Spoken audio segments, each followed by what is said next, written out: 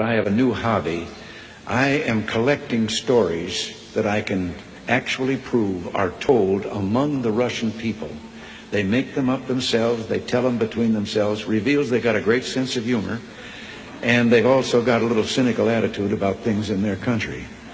The story was an American and a Russian arguing about their two countries, and the American said, look, in my country, I can walk into the Oval Office, I can pound the president's desk and say, Mr. President, I don't like the way you're running our country. And the Russian said, I can do that. The American said, you can? He says, yes.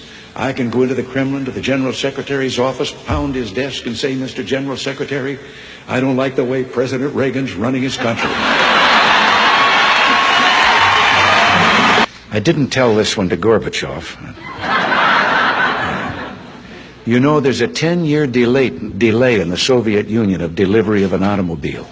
And you go through quite a process when you're ready to buy, and then you put up the money in advance. This man, he laid down his money, and then the fellow that was in charge said to him, okay, come back in 10 years and get your car. And he said, morning or afternoon?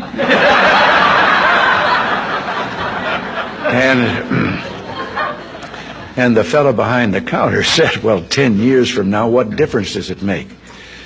And he said, well, the plumber's coming in the morning.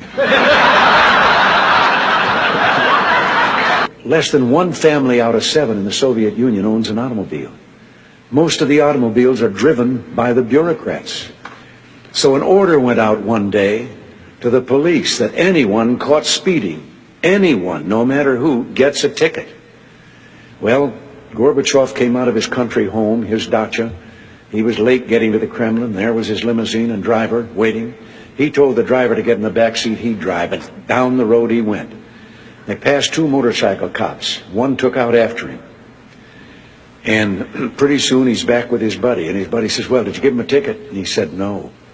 Well, he said, why not? Oh, he said, they're too important.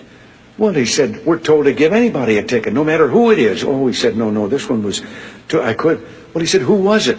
He said, I couldn't recognize him. But his driver was Gorbachev. One of the heads of state that I met with on this visit told me the story about the 2 fellows in the Soviet Union that were walking down the street, and one of them says, have we really achieved full communism?